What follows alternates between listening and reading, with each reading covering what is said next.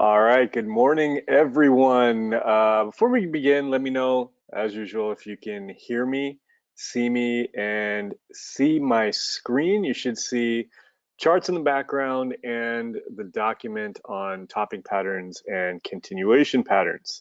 All right, thanks, Robert. Yep, everything's good. What's going on, Monique? Pretty good turnout for this Saturday morning. I know it's tough, especially those of you who are on the West Coast like I am, getting up at 7 in the morning on a Saturday. Uh, I got in at about 3 last night, so I'm going on about 2.5, 3 hours of sleep here. But wanted to get times where everyone can do it, so we're doing Saturday morning this time. Next time, I'm going to do an intraday during the week. I know some of you can't attend those, and some of you can. All right, Danny's in Australia, so it's midnight over there. Thanks for staying up here. Awesome. I think it would be, I guess, Saturday night for you in Australia. Pretty good turnout for a Saturday morning, so I'm glad to see that. And again, next time we'll do it intraday. Um, this morning we're going to talk real quick. Now I'm not going to go in depth into what topping patterns are, what continuation patterns are. We talk about that so much on the daily reports anytime there is one of those. The point of it is not that. The point of it is how we look at this thing overall as we're trading. And I think too many times you just get caught up in the specifics of the pattern, but we're going to think of it on a deeper level. And that's kind of the point of the mentorship here, and how we look at it as a swing trader, because everyone knows what a topping pattern is and what a continuation pattern is. But how do we actually apply this to what we're doing? So we're going to talk about that. It won't take very long. And then we'll get into mentorship, your questions. And that's what my focus for these things are. I always want to do one topic for us to kind of go over that relates to the market. And I think we've done that in the last 4. And we're building up a pretty good archive of topics that we've talked about now, being our 5th mentorship session now. And at some point, I'm going to categorize them. But we're going to talk about that, and then it's your Q&As. So that's, to me, the most important thing, where we can actually get into the mentorship. I might go over a few of the trades taken recently as well, and you can see the list here of what we're in and what we've taken recently. So, all right, it's been a couple of minutes here. Let's wait a few more, and you can actually start. If you've got any questions on your mind, you can get them going in the chat box here right now. I'll talk about them more at the end after I go over the lesson, and this is probably only going to take about 10 minutes to get through this. But any questions you have, they can be related to what we've been doing, what's going on in the market, any trades I've taken, any trades you've taken, or just anything related to trading, swing trading that you just want answered, that you have issues with as a trader. So we can talk about all that, what it is to be a full-time trader, part-time trader. Any questions you have, ask them here. You have access to me right now, so a good time to do it. All right, let's go ahead and get started. Now, topping patterns versus what I'm calling here monster continuation patterns. And there's a reason I'm calling these monster continuation patterns, because we have these general continuation patterns that we trade, and we've traded them a lot over the last 2 or 3 months here. Basically, what just a general continuation pattern is, and I'm going to do one of my ugly drawings here, but I think it'll make sense to you. Basically, anytime you have a trend, and let me know if you can see the illustration here. All right. Anytime you have a trend, they don't go up in a straight line. Basically, instead of going up like this, what's going to happen is it's going to go like this. And even this is kind of perfect the way I'm drawing it. They're often much messier than that. So this is the way the trend is going to go. And the continuation pattern is basically the continuation of a trend after it looks like the trend is stalling. So, you get a major push, and it doesn't have to be a pullback. That's kind of the way I've drawn it here. It can be like this, a consolidation. And that also would be a continuation. So you've heard me, you guys are report members, you hear me talk about the trend continuations all the time, continuation patterns. That's essentially what it is. Now, if we break it down very closely, there are a few different continuation patterns. Most of them relate either to a pullback or a break of the high. But that's essentially what we're looking at. the continuation of this overall trend. So that's a continuation pattern. Now, topping patterns versus monster continuation patterns. Now, at some point in this trend, and let me erase this here. At some point in the trend is going to be over. So you have a cycle like this that basically plays out over and over again across any time frame, across any market. You have this kind of bell curve that plays out over and over again. You know, you have it coming out of nowhere, you have the big trend, you have a topping pattern, you have a pullback down, you know, you get a period of nothing happening, and then the same thing will happen again. And this goes across time frames. You can go years, you can pull up SPY and you see this happen over the last 40 years. You see this over and over again. In fact, let me just pull up SPY right now and put it on a yearly chart, and even on the yearly, you'll see this. You know, big move up, pull back down, big move up, pull back down. We put it on the weekly or on the monthly. You would see the same thing going back. You know, let's go back to the 90s. You see the same thing. Big move up, big move down, a period of nothing, big move up, big move down, and now we're back in this curve. At some point, we're going to get a big crash, and the same thing will play out over and over again. You look at the real estate market, you'll see the same thing. Cryptos, you'll see the same thing, and it happens across time frames as well. We just looked at a yearly. You can look at a monthly, weekly, daily, intraday. You see these same patterns over and over again on 5-minute, 60-minute, whatever the time frame is. These patterns play out over and over again. So when we say topping patterns, obviously this is the top here. So that's what we're talking about when we talk about topping patterns. And we're not going to go over the actual specifics of topping patterns too deeply. Basically, we're in a situation now with some of these stocks where they look like they could be a topping pattern. Even the market itself, it could be a topping pattern. And what identifies a topping pattern? Again, we're not going to go over it too deeply, but just know that there's a pattern. You want to look at volume, and then I add character, and this can be subjective in terms of what we're looking at, character of how the price action is moving. I think more A and B are very easily to identify. C takes a little more skill to figure that out. But basically, you've heard things like double tops, head and shoulders patterns. So let's just draw the two basic patterns. So one would be a double top. That would be you know, a high, a pullback, a high that either will cross it or gets to that high, and then you have the move down, and that is this area here is the top, and then you get the big move down. That is a classic topping pattern. Everyone knows this. You pick up any technical analysis book, you'll see that. The other one that everyone talks about is the run up, the pullback down. It starts off looking very much like this. Now, instead of just basically testing the high, it ends up looking like a continuation pattern. And you might even be able to trade it successfully as a continuation pattern. But at some point here, it's gonna make a top and pull back. And now it's gonna make another attempt. There's always attempts. There's always buy the dips. You know, people aren't giving up on these things. So there's always attempt, but that attempt will fail, and it usually won't test the high. And that's what they call the head and shoulders. It's basically, you know, the left head or the left shoulder, the head, and then the right head. And there you have your topping pattern. So that's what we're talking about, these basic patterns. You could have a triple top. Something you just know it when you see it. You know, there's tests. It might not put these classic patterns in, but you can see that it's a topping pattern. Now, really quickly on volume, you guys know, should know by now, and if not, the 30-day challenge, I'm a little behind on that. I'll be putting more out. We're still talking about volume on that. That's those free posts in the blog.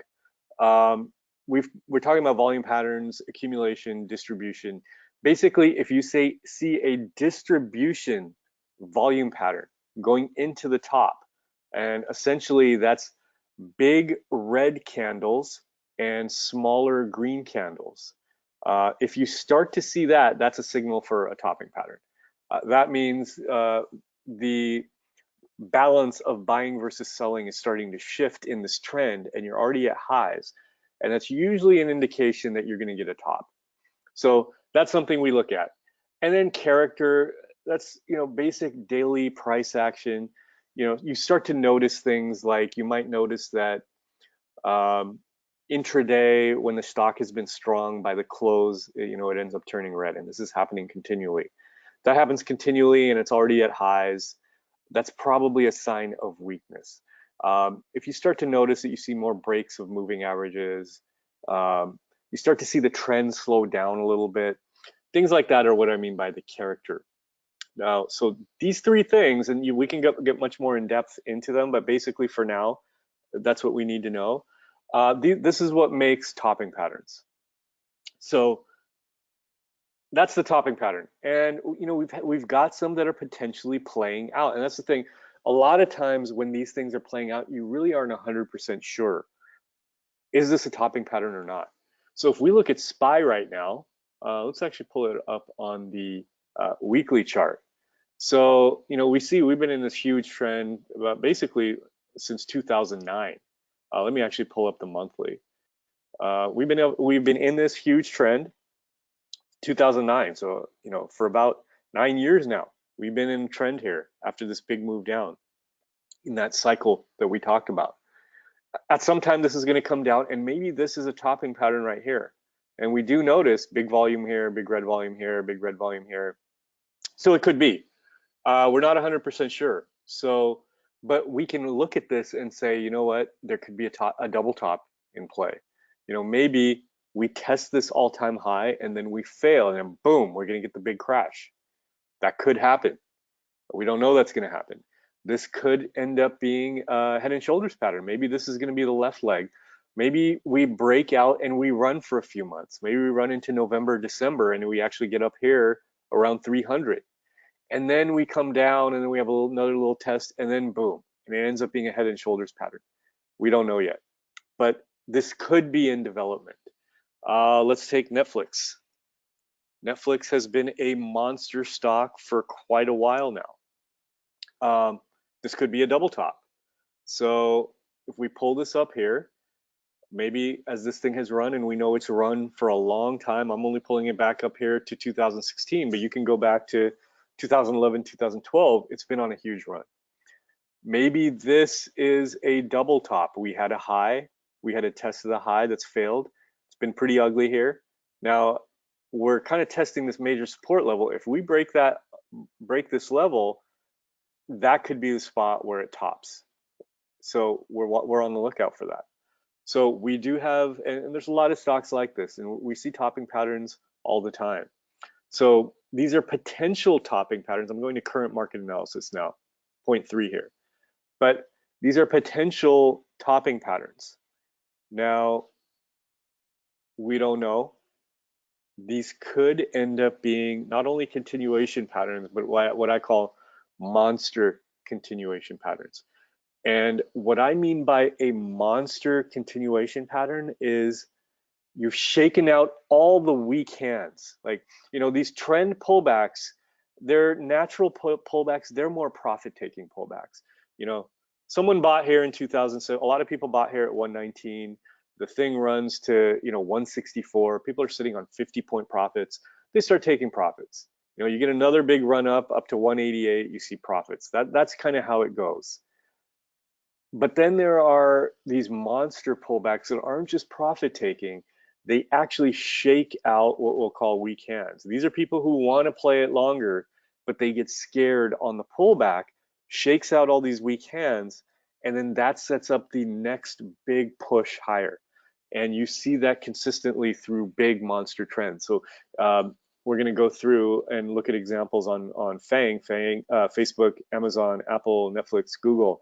These stocks since 2011 have been running like crazy.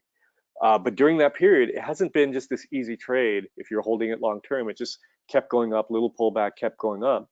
You had some spots that were pretty scary to hold through. They looked like they were topping, but then the topping failed. That's what we talk about here, topping pattern failure. And when you shake out those weak hands, what looked like a topping pattern fails, that sets up the next monster run. And that's what we're seeing here in, say, Netflix. We don't know at this point. So this could be a topping pattern and we're ready for that. It could go down.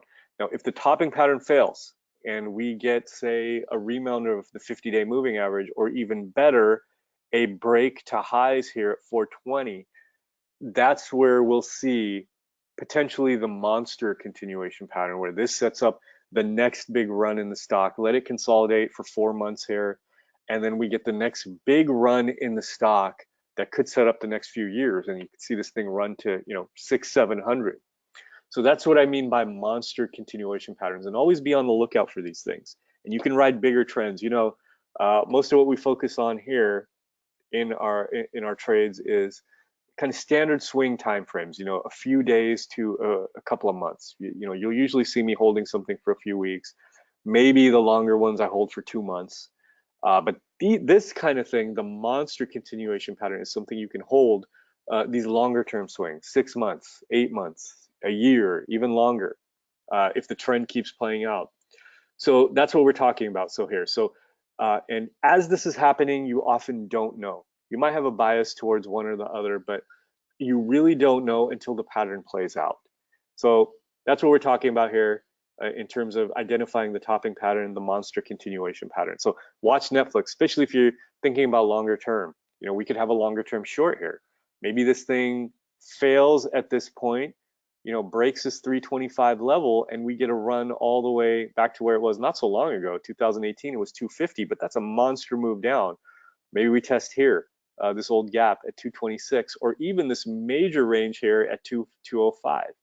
And this isn't that long ago. This is only 8 months ago that it was at this level. So that's what we're talking about here with the topping patterns. And then again, topping pattern failure, we would have the monster continuation pattern. Now, that's the basics of what we're looking at here. You see what we're currently looking at here in terms of the market, and a stock like Netflix. Maybe even a stock like Facebook here. Same thing. This could be a topping pattern. I'm not saying that it is. It's in play that it could happen.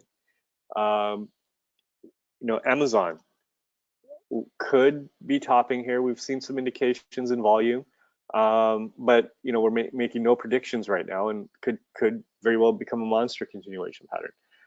Let's pull up some of these stocks, and I'm going to pull them up on the weekly and see if we get some spots. And we don't even really get any spots here. Let's pull it up on the monthly, which we can't see quite as closely, but let me pull this up here.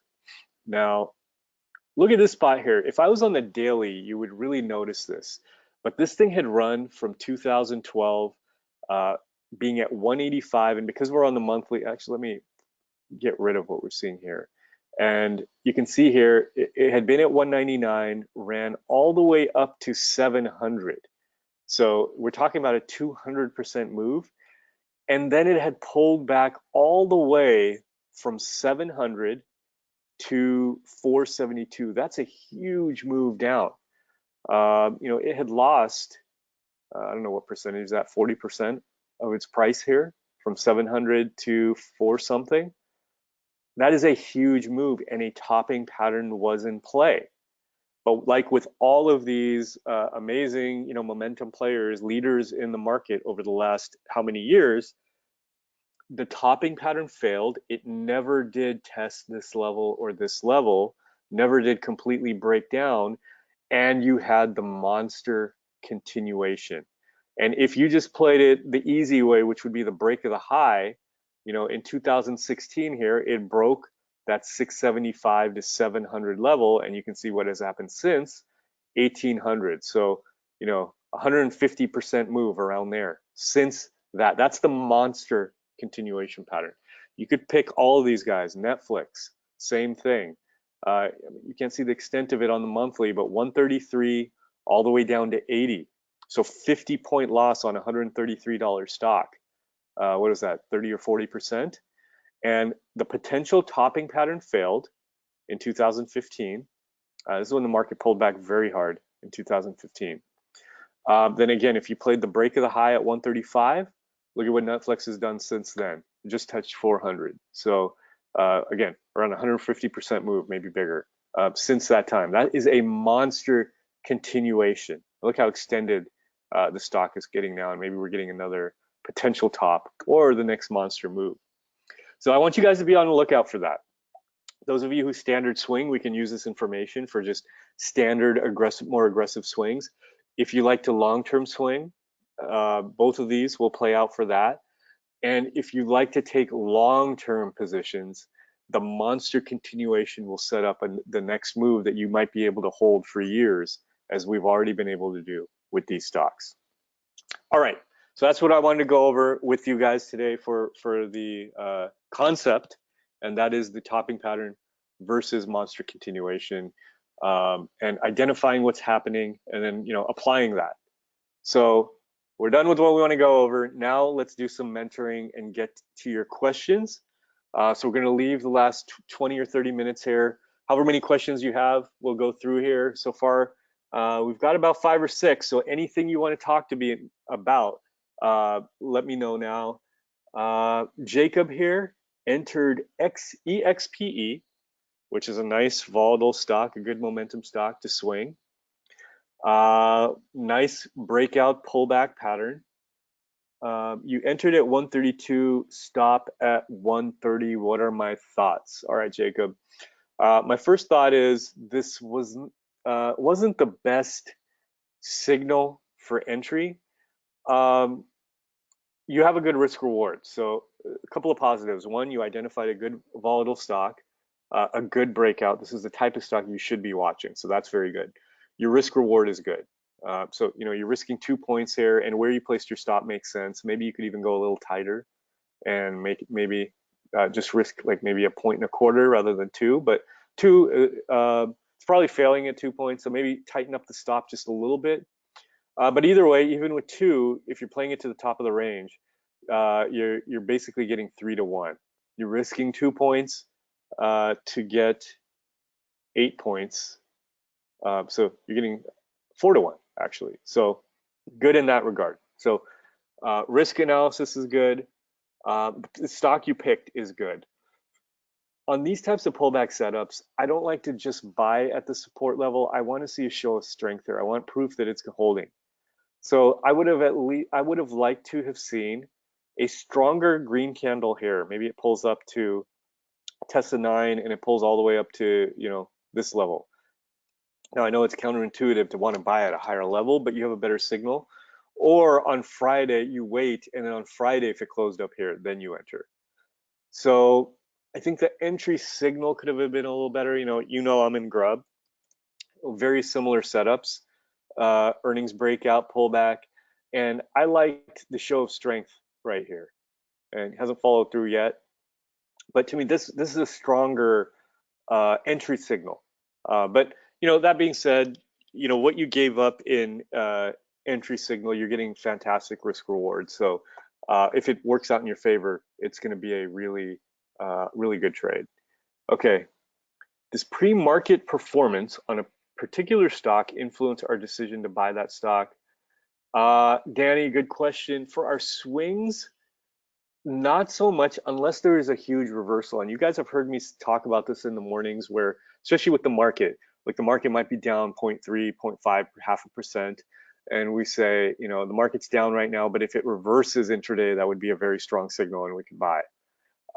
So in that case, I would. Otherwise, for swings, you're more focused on the daily. Obviously for day trading, pre-market action is very important. So if you're day trading, very important. For our swings, less important. And if you want, you don't even really have to pay attention to it as a swing trader. Why did we not put stop at entry for KSS? Vineet, I don't know what you're talking about. We did have a stop in place. I'm out of that now.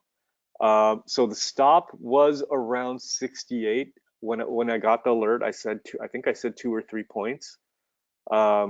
So we entered at 71. Stop was around 68. Now I got out at a higher level. So I got out at basically right around entry level.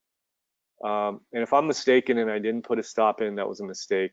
So if anybody can go back in the alert and let me know what I wrote in that alert, but I should have said the stop is 2 or 3 points. But anyway, You may be wondering why I got out before the stop was hit.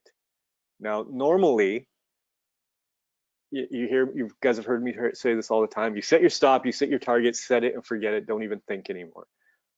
That being said, and that's kind of what we did through this kind of frustrating period where it, looked like it was going to break out, came back in, looked like it was going to break out, came back in. But if there's a change in character in the setup, I will get out even if my stop is not hit. And that's what happened on this day, where my stop was not hit. Even at the low of the day where we were already out, it was at 70.50 and my stop is down here at 68. So why did I get out uh, when it hadn't been hit yet? And that is a character change. This big candle here breaking this range basically was a setup failure.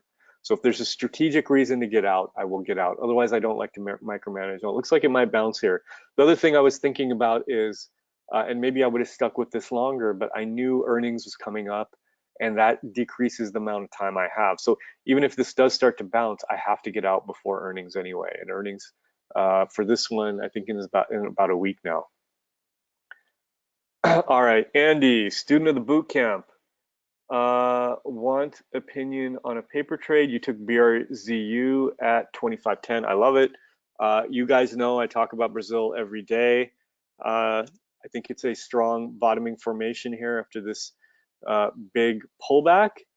And if we pull up BRZU specifically, so we have the underlying ETF, which is EWZ. The one we trade is a triple leverage because we get more volatility, triple the volatility. It's up to 27.67. I really like it. I'm kind of kicking myself, honestly, for not getting in on this day here. And maybe Monday I get in right here. But I do like it a lot. I think there's a lot of room to the upside. This thing could run like 10 points here. And amazing risk reward, So yeah, I like it a lot. REGN, let's take a look at that one. Big breakout. I'm assuming this is earnings. I'm not sure. It's a biotech stock, so it could be a lot of reasons that it broke out like this. And now it looks like it could be consolidating here. Has started a run after correction. Let's take a look at this longer term. Yeah, it's been a huge downtrend. I think we've got bottoming formation here. Good volume coming in. Now it's in that continuation phase. Yeah, you're exactly right. It is a stock to be watching, and actually, I like it so much that I'm going to put it in my watch list. I don't think it's an entry right now, just because it's so extended, but I like it a lot. Okay, good one, Andy, or Monique. Sorry, Monique. Do you find fundamental research for longer runs based on weekly runs? I don't understand your question, Monique. I will say that when you talk about fundamentals research, for my longer term positions, they're very much based on fundamentals, not only in terms of the stock's earnings and all that kind of stuff, but also in terms of themes, like themes we see in the market. For example, one of the big reasons I like the FANG stocks is not just because one is a good internet content provider with Netflix, not because one is a good seller like Amazon, not because one is a good search engine like Google. It's not just because of that. A few years ago, many years ago, I identified, like a lot of people did, AI and robotics as themes for the market, and each one of these behind the scenes are leading the charge on those. So any themes you identify, those can kind of go in with fundamentals.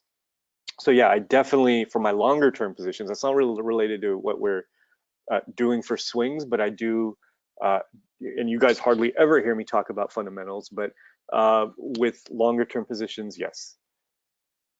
What was your analysis behind Tesla when we entered at 347?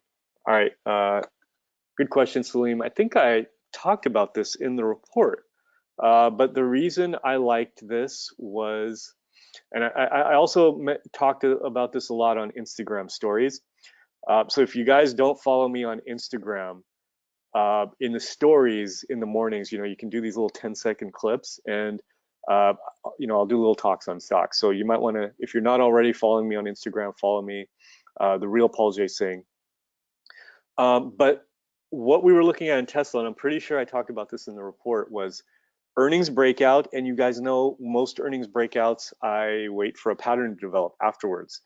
You don't know when these things break out, if they're going to run, if they're going to consolidate, or if they're going to fail or pull back and then continue, or pull back and fail. It's very hard to predict. Sometimes the best stocks with the greatest news will be duds after these big earnings. Now, why did I enter with Tesla? It was because this stock is being, one, surprisingly, it's low float. And, so if you look at Apple, Apple has a, whoops, Apple has a 5 billion float. That is huge. So Apple doesn't move the way it used to move. Even after this big breakout, if you see some of these low floats, they break out, 20, 30, 40%. Apple is not like that because it's so big. Google is not quite as big. It's at 300 million. Netflix is at 378 million. Amazon is at 300 million. Tesla, and you would think it's really big, but it's only 117 million. And that's why it gets so volatile, because it doesn't take a lot of volume to push it. So low float had a ton of short interest. 30% of the float was being shorted. So there's a potential short squeeze here. And because of that, we could see a run here to 370 or even a test of the high, 385. Maybe that doesn't happen, but I'm only risking. I didn't put the stop at the bottom of the breakout bar. I put a pretty tight stop, 8 to 10 points. I think I said 8 points. I might loosen it to 10 points, but that's going to give us 3, 4 to 1 on this setup, and we could get a pretty big run. Now, honestly, I expected it to run very quickly on Friday, and it kind of stalled here, but hopefully it consolidates near the high and makes a big push. So that was the idea behind Tesla, and if it doesn't work out, I risked very little for this big reward. So essentially, risking 800 for the potential for like a 3 or 4,000 win. For swings, do you have limits on market cap? No. Or average volume? Yeah, I like to trade stocks over 200,000 on average volume, just so there's less manipulation that can go on. How do you determine your target price on a given trade? Volatility, that means the past history of the stock's movements. That's the most important thing. The past history, the volatility, what is the potential for the stock to move? So for example, Tesla, I know, could very quickly get up here to 390. So it's a volatile stock. So I pay attention to that. If there is resistance above you, you look at that resistance. That's kind of what we're doing here with Tesla. So we know its past history of movements, we know its volatility, and we know where we have resistance levels. And those three factors play into our target. And then your own risk reward as well. ALGN entered on July 31st.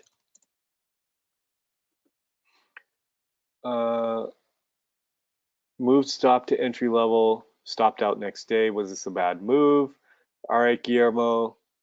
Guillermo's someone I work with very closely. So what's going on, Guillermo? July 31st. Good entry. Yeah, I don't think you should be placing your stop at entry level at this point, because think about where the natural volatility of the stock is. This is a very volatile stock, and it can easily go back and forth here without really giving you a breakdown level yet. Now, if it had reached the top of the range here, where I think you're probably looking to take profits. But if you're going for a bigger move at that point, I think you could place your stop at entry, but probably not at this point. And I think you may have gotten shaken out of what's going to be a good trade. In general, do you swing based on intraday action? Not so much, Jacob. There are some specific trades where I will, and when I do that, I'll talk to you about it in the report. I think maybe this year it's happened twice, 2 or 3 times. Tesla is one that part of this the way we looked at it was the intraday strength, but generally no, not so much. Um, okay, another question about Tesla, Robert. I think I answered the question already. Um, all right, Javier, do you take into consideration amateur hour, basically not to trade within the first hour of trading? If we're focused on swing, no, you can trade the first hour.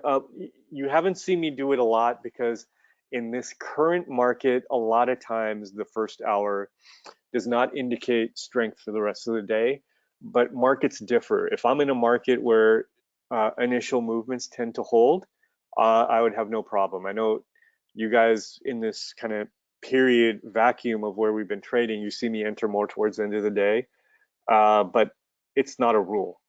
So it really depends on the market. And of course, with day trading, that first hour is the best hour to trade. But for swing, yeah, I could definitely enter a position in the first hour. Um, okay. All right. So yeah, Coles, the stop was 2.5 points. So it was there. Do you use hard stops for swing trades or mental stops? I prefer to use mental stops. You know, that's a decision between traders. Some use hard stops, some use mental. There's a couple of reasons to use hard, a couple of reasons to use mental. One, trading psychology. If you are the type of person who you loosen a stop and you'll end up loosening it, and pretty soon you have a huge loss, and you don't have that mental discipline, you have to use hard stops, no question about it. And I used to be like that.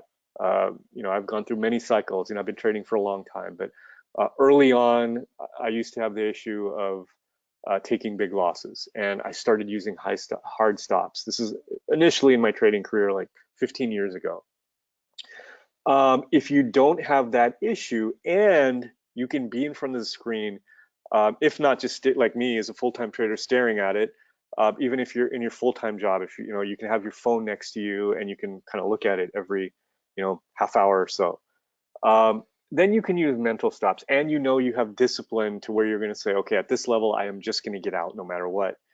If you have that, I like to use mental stops. You guys have seen me do that where the stop is getting at our, price action is getting at our stop level, but I still want to watch and make sure because of what I'm seeing with the intraday action. So at that point, I'll use a mental stop. But the key is even with your mental stops, meaning, physically you don't have the stop in place in your broker, you have to have a max loss where you're going to get out. You guys saw me do that with UWT Wednesday or Thursday, whenever we got stopped out. Let me pull that up here. Our stop was at 34.80, I think it was, and I am wishing we were still in it now. But 34.80 was the stop. It gapped down to like 34.20, and I held on for a while, even though it had blown through. Now, eventually, it came back down, and I got out, and my max loss was the upper 33s, which is where I got out. It was a hard and fast rule in my head. If it hits 33.90 or 80, I'm going to get out. And I did that. But I wanted to see, does it show strength? And actually, what it did the next day was what I thought it could do on this day. And it ended up taking a day. But I couldn't risk another gap down because then, I had 400 shares. It just would have been too big of a loss. So that's the advantage of a mental stop versus a hard stop. But, there are spots where you have to use hard stops, especially if you have a trading psychology issue or you just can't, you're too busy in the daytime with your job or whatever it is, and you can't watch the market. Okay.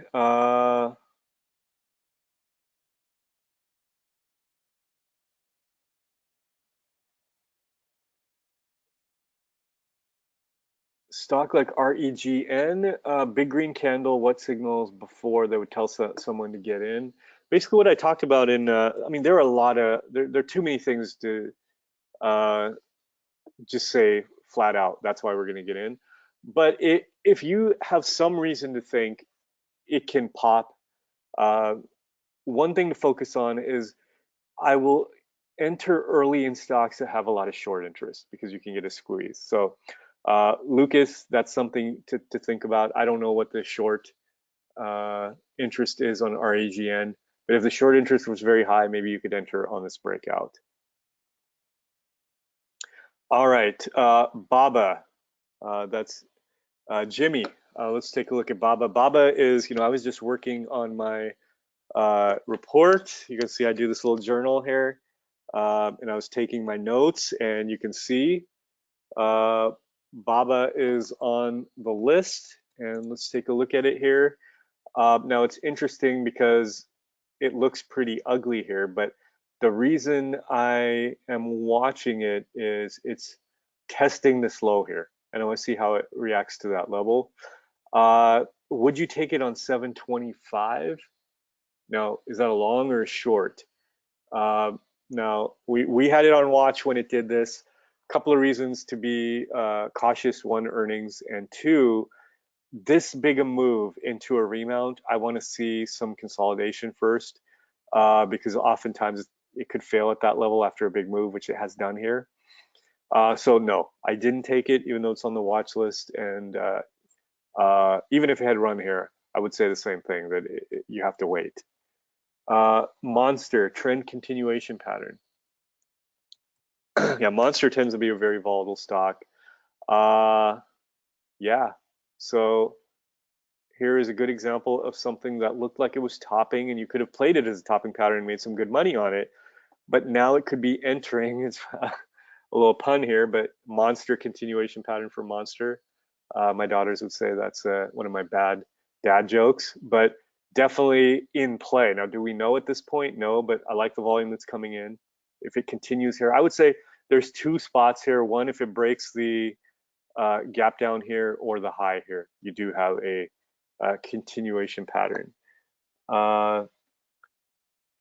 Paulo, what do you normally, if there's a gap down, use for your mental stop? Basically, I take that gap down level, look for any support in previous price action, and then I have a max loss on my, how much I can lose. So, if the loss gets to be too big, if my normal loss is $1,000 and we're sitting at, already at a $1,200 loss, which is fine, it's only another $200, but I'm not going to let that slide to $1,800. So you have to have that factoring in your own risk. How do you focus? How do you get over fear of losing your trading account? I can't seem to find my confidence on pulling the trigger. I'm afraid of losing. Okay, yeah, that's an issue for a lot of traders. I've had that in the past too. Lucas, I think the best thing to do is keep minimizing your risk until you don't care. So for me, $1,000 losses don't bother me at all. Um, if my risk level was at 4,000, that would affect me, and it might make me a little cautious in entering positions. But for me, I don't, $1,000 loss is fine. Doesn't bother me at all. I can take 5 of them in a row. Doesn't bother me. So you have to find that spot for yourself. Now, maybe, let's say you have a $10,000 account, and instead of risking 1,000, you risk 100 per trade. And that's kind of where you should be trading. $100 losses, maybe $200, $300 wins. That's what you want to be getting. But if $100 bothers you, if you can't pull the trigger because you're afraid of $100 loss, then say to yourself, you know what, I'll risk only $50 for now. And find that spot for you. Maybe it's 40, maybe it's 70, whatever it is, where you don't care. If you lose $40, big deal on that $10,000 account. If you have a $100,000 account, maybe 1,000 is too big for you. But losing 300 doesn't bother you. So start at 300 and you'll get used to that. And as you get used to it, slowly, incrementally increase it where you don't even notice. So, you're with the $10,000 account, maybe you risk 50, then after a month of that, do 60, do 70, do 80, and pretty soon when you get back to that 100, it doesn't bother you anymore. So I would say that's the best thing. Decrease that risk until the losses don't bother you. All right. Best trading psychology book. Trading in the Zone, Mark Douglas, and Trade Mindfully. Those are my two favorites. They're the only trading books I recommend.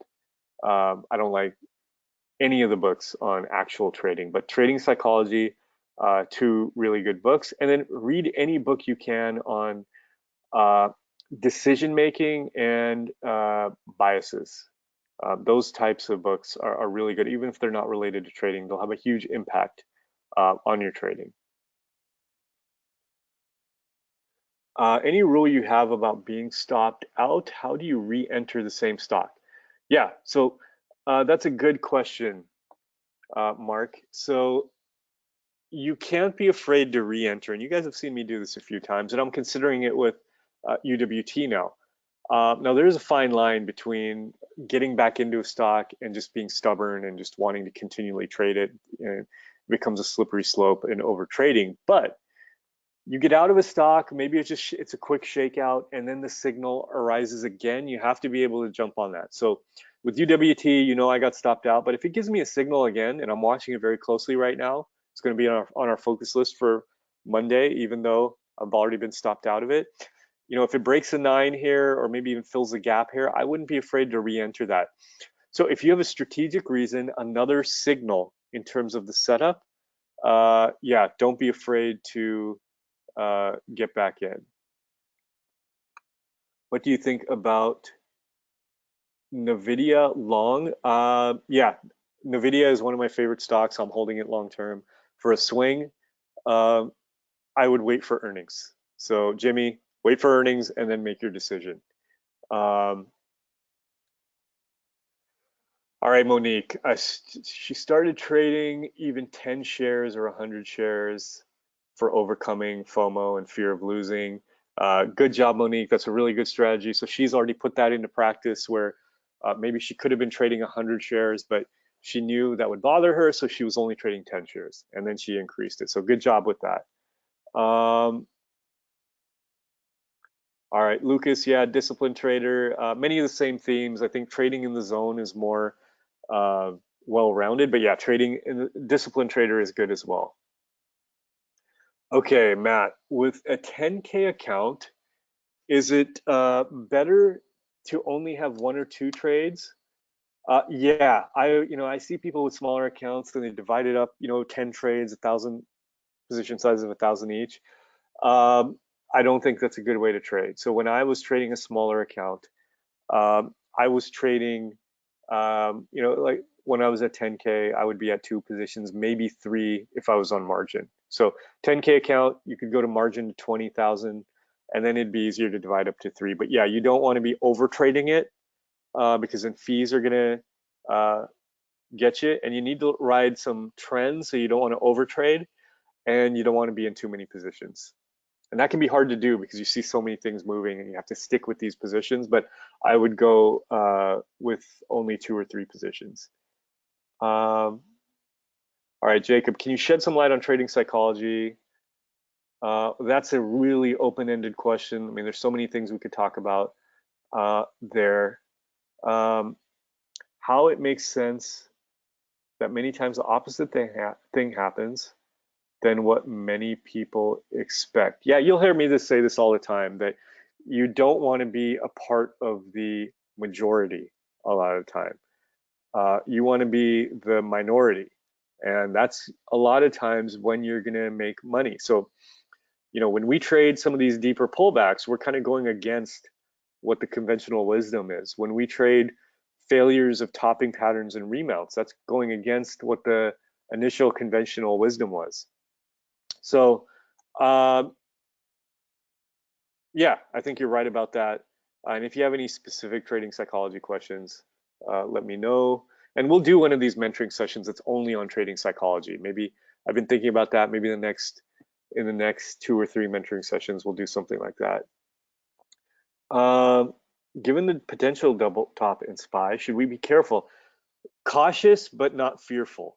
And we have to trade what we're seeing. And for now, we're playing the continuation to the top.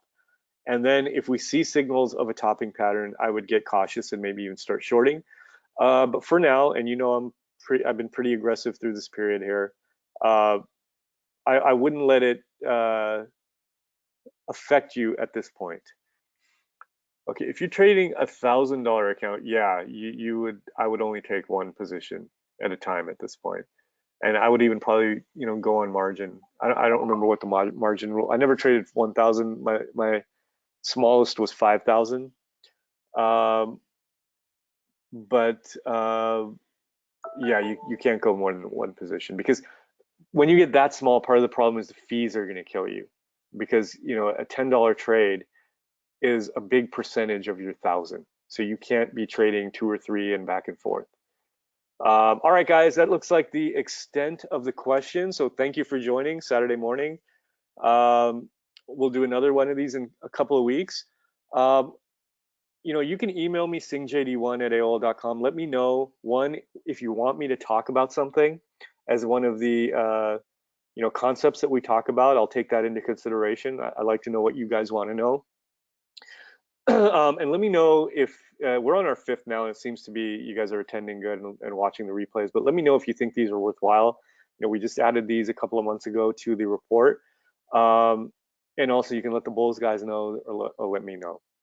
So, all right, guys, report will be out sometime before Monday morning. Should be an interesting trading week. We've got some more earnings coming up. We've got the trend in play, so things are looking pretty good. And I'll see you guys next mentoring session and on Monday. All right, guys, talk to you later.